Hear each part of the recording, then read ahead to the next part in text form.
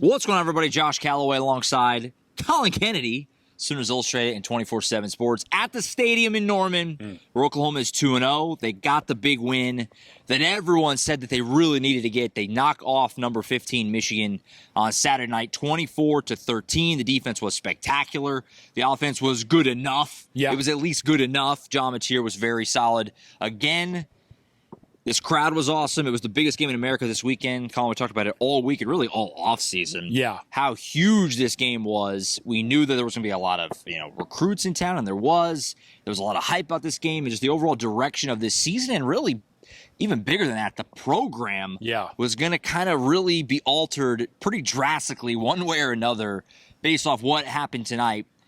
And it wasn't perfect. They made some kind of silly mistakes, again, that sometimes could hurt you. But overall, it was obviously good enough. Defense was great. And a monumentally huge win for Oklahoma. They knock off the Wolverines. Yeah. I mean, early thoughts for you. I mean, this was sorely needed, and they got it. This was a very nice performance for Brent Venables' team. Wherever you fall on the debate whether or not this was Brent Venables' biggest or most important game in his tenure as Oklahoma's head coach, I'll hear you on either side of that debate.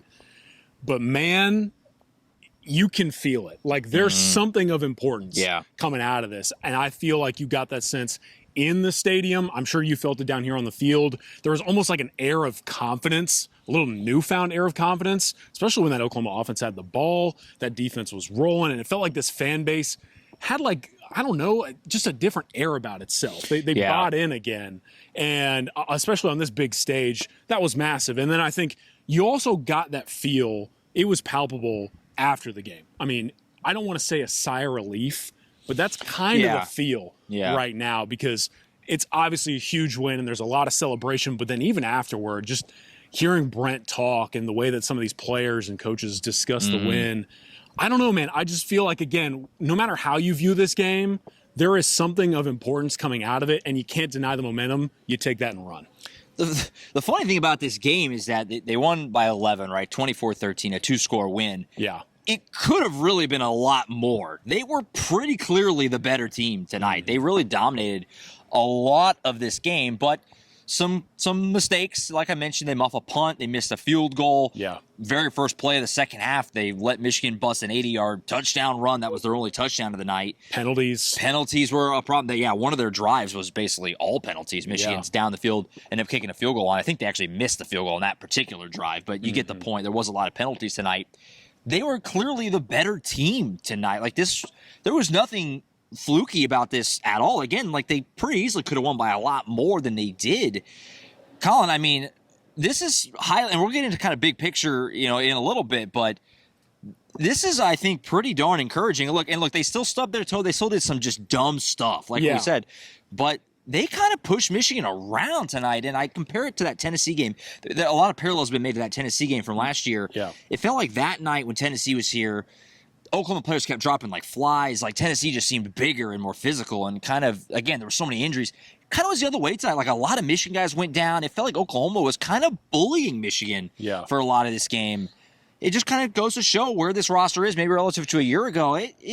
Oklahoma, they were the better team, pretty clearly. And I was telling you this after the game. I almost like that if you're Oklahoma, because you came out here and you dominated them. Yeah. It was a physical football game, and you were the more physical team. But you were kind of playing yourself. And so you get this massive win that we're talking about, but you also can sell to these players, hey, man, we still got a lot more work to do. And the overall, some of it is, they kind of let Michigan hang around in this one. They did. It was a one-score game in the fourth quarter. Yeah, and it really should not have been the case. And every time you're watching Michigan questionably go kick field goals and just not be able to finish drives, and you're like, this is when Oklahoma puts them away. I mean, the missed touchdown pass to Jaron Kanik, we were all talking about it. That was going to be the knife. And it just never really came until the final clock ran out. And I think that, again, you have to appreciate that, but you also have to acknowledge that. And if you're OU, you take the win, but you also love the fact that you got the win and can still have these players playing with a little bit of edge. No doubt. Let's talk about the offense. Yeah. So, last week, some good, some bad. They didn't run the ball, everything we talked about all week. But at the end of it, it was, okay, well, let's see it against a legitimate team, obviously a top 15 team and a good defense in Michigan. John Mateer really good again. Yeah. Wasn't perfect. Had the interception. He missed some other throws, but was pretty darn solid. 270, 21 to 34 passing.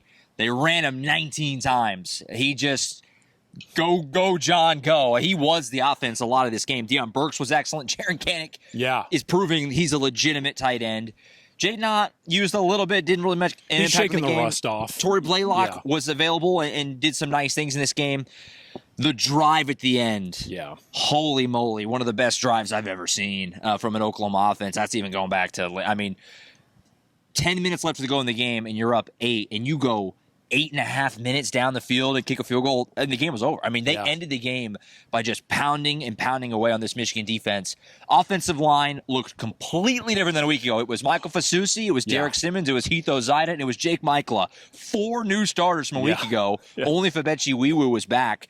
And it's hard to argue. You got to roll that group again because the offensive line looked way better today. Yeah. Offensively, kind of, same thing as the whole team overall. Not perfect, but it's a whole lot better than a year ago, and clearly it's good enough paired with this defense to win games. I want to talk about the players, but can we start with Ben Arbuckle? Because he called a good game. He came into this one, and you could argue what he called tonight was going to ultimately decide this one, right? We knew that defense was going to come to play, more on that in a second, but I loved specifically the way he started this game because I thought it had a layered awareness to it. So what I'm talking about, he comes out, right? And just like you're talking about, 4 new starters on the offensive line, a core of backs that had to get settled in, whether it was Blaylock being banged up, Ott coming back, Javante Barnes, maybe confidence shaking a little bit, and you have some receivers that play well, but they got to get into the flow of the game. Jaron Kanak.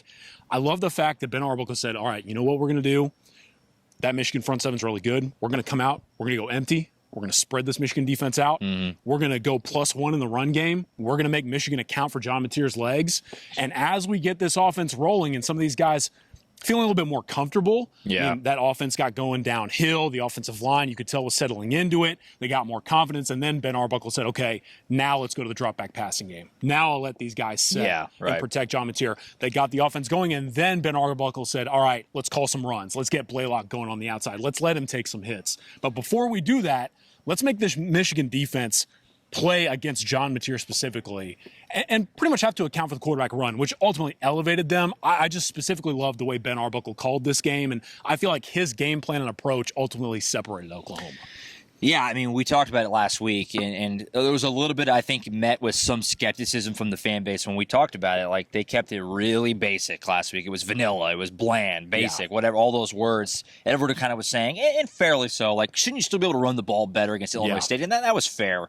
But the first drive tonight, variety. Immediately it was like, this looks way different. Variety. Immediately it looks way different. Yeah. And the John Mateer run game, and I mentioned 19 carries, by far the most, way more than any running back. Maybe not something you'd want to do every week if you want him to survive the season, but they did what they needed to do to win tonight. Brent Venables asked about that, and he said, look, we did what we needed to do to win tonight. We'll worry about, the other games later.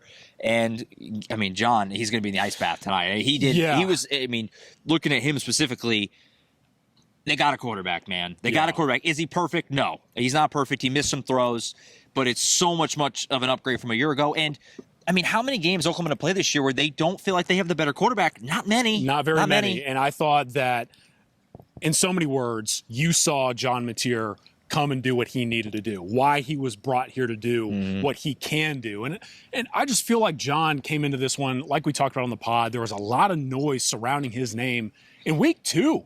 Week 2, people are like, is John Mateer really that guy? And like you mentioned, again, he's got to put some better touch on the ball, layer and things of that nature. But what he did in the run game, the foot speed is just nuts. And then some of the composure and the way that he played within this offensive game plan, I would love to know what you thought down here on the sidelines. But for me, going up there, my number one takeaway with John was like, he's doing what he was brought here to do. Yeah, you just have a confidence that he's going to – you feel good with number 10 back there, and he's going to make plays. And, he runs the ball like a running back. He's shifty. He's got some speed. He holds on to the ball. We're through 2 games, no fumbles, right? Obviously he's carrying the ball a lot to like with John Mateer. He's He's got this fan base excited, and fairly so. He's doing a lot. He's in. We're 2 weeks in, so I acknowledge I'm getting way ahead of myself. He's in position to be in New York. I mean, we're early, but he is that level of player. I really do believe that. He's got a lot of growth ahead. There's a lot more that he can still work on. But again, I think that's good for this Oklahoma team, and I think that's good for John Mateer.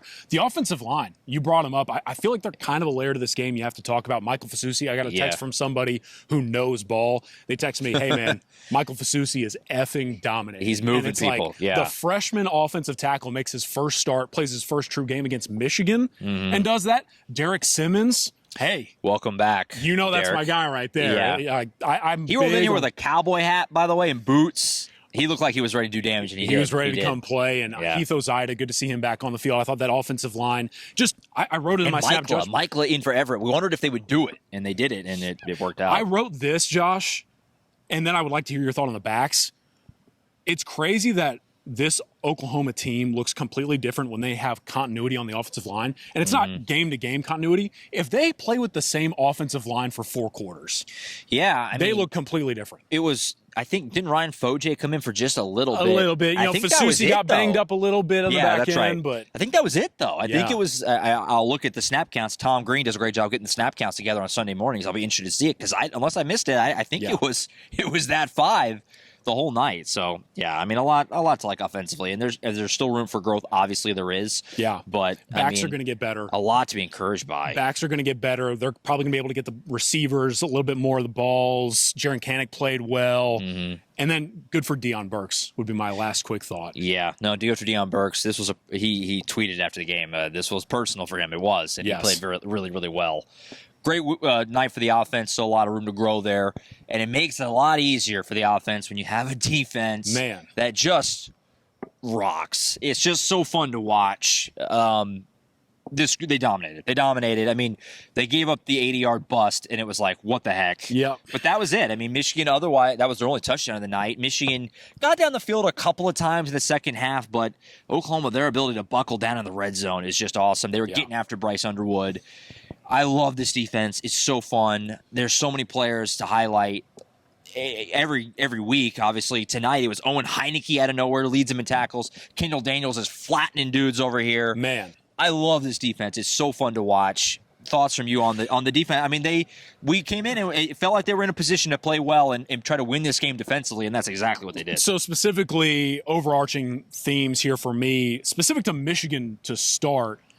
Questionable play calling. Now, they're really conservative early. Here's my thing. Here's why you bring that up. I do think a lot of that had to do with this Oklahoma defense. I think that they got, at times, scared to attack the middle, whether that's in the run game or the passing game. And I thought the linebackers played really well. Michigan accounted for that. But then also, man, Michigan chose to attack the flats of the first level with chains to go. And this Oklahoma defense, their ability to crash downhill and make tackles open field or just emphatically, that was a lot of fun to watch. And I thought the front seven basically altered Michigan's approach. I thought that Michigan was afraid to let Bryce Underwood sit back there and be attacked by that defensive line or linebacker core. They were bringing all sorts of stuff, and it was just a well-orchestrated effort by this defense tonight. You cannot run between the tackles against Oklahoma. That D tackle room, David Stone, he's looking the part. He's just having such a huge impact. I felt like he had a bigger impact in the box score maybe suggest last week. And D tackle is always not really a statty position. Right. He was really good, I thought, again tonight. And Dominic Williams as well. I mean, just that D tackle room, we talked all offseason that this could be the strength of the team, and it's playing out that way so far. I think the guys, though, you really have to talk about, you highlighted them. Kendall Daniels. Dude, he looks great. He looks great. Some of the stuff he was doing on this game field tonight, I'm looking at people in the press box going, do you guys realize he's 6'5", 240? He smoked Justin Haynes on that. There were moments where he's covering 12, 14 yards of ground downhill in the blink of an eye at his size, and it's nuts. But I was telling Josh, too, I mean, he had a play in coverage where he turns his back to the ball and goes, and again, at his size, that frame, he's not supposed to do that. Yeah. He's not supposed to do this stuff. And then Owen Heineke. What a story. It's crazy. He balled, man. I mean, he was everywhere. Hand up. I mean, the second drive of the game, I want to say, he comes in, and Kobe McKenzie was playing well on the first drive. And I looked at someone in the press box, and I was like, this is interesting to me. And then from there, it was the Owen Heineke show. Josh, they were calling like a dime package where, Kendall Daniels is in there. He's kind of a linebacker, but they were basically playing one true inside backer, and he was the guy. Yeah. He was the guy in dime package as the one true backer, and he's slipping blocks, making tackles in the backfield. He was at one point a one-man wrecking crew. That backer core in general, they played really well tonight, but those two, man, they were so much fun to watch. This defense is going to give them a chance to win a lot of games. They're going to be in every game they play because of this defense. It's a joy. It's a joy to watch. It's really the Brent Venables era. There have been, plenty to complain about. They've had 2 losing seasons. What he's done defensively. Yeah. I mean, from where they were, it's astonishing, really. And this defense is so many playmakers everywhere. These young corners are delivering over and over. It's amazing. Collin Guillory got tested again tonight. Yeah, he keeps passing tests. He's a stud, yeah. He might have an A+ in the class. He's a stud. So, big picture. Yeah. You beat a top 15 Michigan team at home. Oklahoma was favored to win this game. It's a game you feel like we kind of said going in, like if you're going to be what Oklahoma should be, which is a playoff contender and a top-end SEC team, it's probably a game you should win, and they did. They were the better team tonight. They won. Where are you at big picture for what this team can be? Obviously, it's still very early. Like we said a couple of times, it wasn't perfect tonight. SEC play starts in just a couple of weeks. Auburn will be on this field in exactly 2 weeks. Where are you at with what this team can be? Is this, in your eyes, a playoff team? Is it a more than that, a high-end SEC team? I mean, are you still where are your reservations, and how are you feeling about what this Oklahoma team can maybe realistically accomplish after seeing what they did tonight? There's no denying the momentum that they're building within those program walls. Like, you can feel it from the players and the coaching staff. I think that matters. I think there's no denying the momentum that they're about to build on the recruiting trail. Like, already getting feedback on my end. This experience was a big deal for the crowd was awesome tonight, by the way. Yeah. It was really good. I hope we get to talk about that more because, man, this place was rocking. And, like, you could, again, whether or not it was the most important game for Brent Venables, it felt some kind of way in the stands. But I think, in general, 2 things come to mind for me. This kind of proves, in my opinion, that, like, this team is who we think they are or can be. Like, this is a good football team, man. And they did what they needed to do to make the fixes that had to be adjusted, and they addressed certain needs. And look, whether or not this is a playoff team, it's obviously way too early to tell, but this team can go out and compete with anybody in the SEC. And that's ultimately what matters, because if you're going to go out and win 8, 9, 10 games in this conference and then maybe even go further, like, you kind of had to show a glimpse of that potential tonight, and I think they did. The other thing that comes to mind for me, though, Josh, and curious what your takeaways are on any of this stuff and more. Yeah. Like, the last thing I've thought about for a long time, especially out of this win, is how are we going to view this specific win 7 weeks down the road? Sure.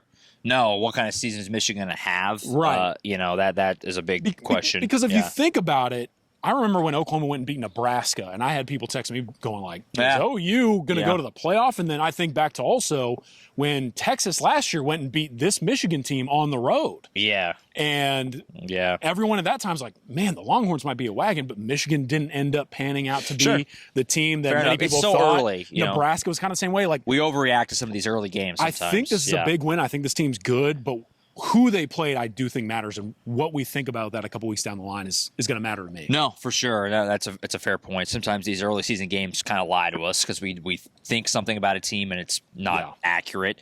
Look, I mean, Temple next week, Auburn in 2 weeks, bye week, Kent State, and then Texas.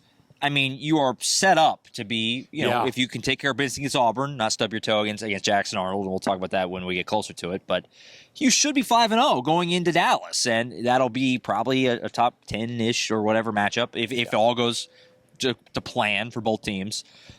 And obviously, we'll any reservations we'll learn about that, about Oklahoma that day at the Cotton Bowl, but this team is set up. I think if you're a fan who's thinking playoff and stuff like right now, I won't pull you back on it. I mean, I think that's fair. I think that's fair. I mean, it is. I mean, I think that's certainly fair. And the schedule's got a lot of tough games on it. There are, I would say, at least 4 or 5 that are at least as tough as this one, considering that you're at home. You got those 3 tough road games. You got to go to Dallas. LSU's coming in here at the end of the year, which they look great early in the year, very early. But I think all that's on the table right now. They got room to go. The dumb mistakes tonight would scare me a little, but the way they just manhandled them, I mean, they were clearly better, which is, again, that's my main takeaway from tonight. Is they were clearly better than Michigan. Clearly they were. So this might be a perfect way to kind of end it. Someone on our board, one of our subscribers, said it perfectly. This is a game that Oklahoma would have lost. Yeah, probably. This is a game that Oklahoma would have found a way to lose, specifically last year. Yeah. But they had an element of the quarterback position they didn't have. They had an element of the offensive coordinator spot they didn't have. There was a level of physicality to this team and confidence that maybe wasn't seen that often. Yeah. And the fact that they won it, I think that means something. Yeah. No matter how you view this game, short or long term. It was a fun night at the stadium. Crowd was great. It was just really cool to see these programs together and see those helmets and those uniforms together on the field. It was an awesome scene in here. Michigan, there was a lot of Michigan fans here. And it's, by all accounts, it sounds like all the Michigan fans that were here in media and stuff loved it, thought it was awesome. OU fans should feel really good about what they did tonight. I mean, Michigan beat reporters and fans were raving about the experience here in Norman. This place was a different level of atmosphere, and recruits, too, are acknowledging what Oklahoma fans brought to the table as well. Like, it's a big deal. OU, Brent said OU fans can impact this game. I think they did. A little different feeling today than last time you and I did this at M&G after the Armed Forces Bowl last year. They've made the adjustments. They've made the fixes. They've made an OC hire. They got a quarterback. Everything that's different from that day last December to now. They've addressed it, it seems. And a long way to go. It's just one step. They got a whole SEC schedule ahead of them. There's still a lot of steps in this thing, but this was the first. To get where you wanted to go, there was almost no path if you lost to Michigan early. Yeah. Like, is the season over if they lost today? Obviously not. But it was just really hard to see this being what they wanted to get out of this season if you lost this game. So you at least have opened the door to that. That's the first thing. This lays a heck of a foundation. Yeah, for sure. So, Oklahoma wins it 24-13. There's a ton of coverage on the website, oklahoma.247sports.com. You can subscribe to Sooners Illustrated. Use SoonersPod60. Get 60% off a year subscription right now. Great time to hop in. It's going to be a lot of fun. Temple this week, which is a weird game. Obviously, it's in Philly. Tom and I are going to be there. We'll talk about that all week, and we'll get the stage set for that. But a lot of coverage from this game on the website, like I said, a ton on the YouTube channel as well. Brent Venables, Ben Arbuckle, John Mateer, a bunch of other players. Interviews are going to be there on the YouTube channel. And make sure to mosey on over to Sooners Illustrated all weekend and week long. It's going to be a lot of fallout and a lot to talk about and write about and discuss coming out of this one. A really fun night at the stadium. A big game, and Oklahoma delivered. They delivered and they won. And we'll be back on the podcast on Monday with Tom and James as well to recap it all as well. Put the finishing touches on this one. Good to have you here, by the way. First home game for you in a long time. First home game for me since 2021. Yeah, full disclosure. So we thought we mentioned a couple times that Collin was going to maybe come up for the game. Yeah. And that was the plan, but we knew there was a lot of media coming, and they told us earlier in the week, hey, we might not have room for a fourth guy. And so we're like, that stinks. Today, they had a cancellation this morning, Saturday morning, and they called Oklahoma, let us know, hey, if Collin can make it, we have a spot for him. And so Collin, who lives in the DFW area, dropped everything and drove up here, and it worked out. You're glad you did. I got the call at 11:30. I was in my pajamas, having just taken my father-in-law out to breakfast. I thought my day was pretty much done. Yeah, shut it down and watch football. Watch football, get ready to write later that day, and then at 11:30, I got the call. 11:35, I was showering, picking up the folded laundry, throwing it in the car, and flooring it up I-35. And it worked out. It worked out. Do I take credit for the win? No.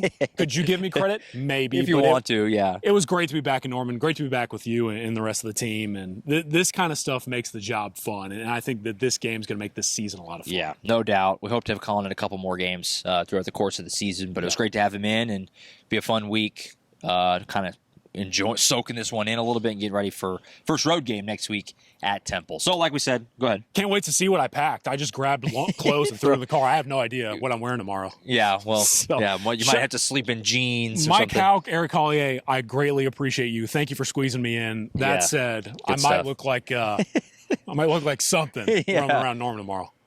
Great win for Oklahoma. An awesome night at the stadium. The Sooners get it done, 24-13. Oklahoma, 247sports.com. Tons of coverage there. YouTube channel as well.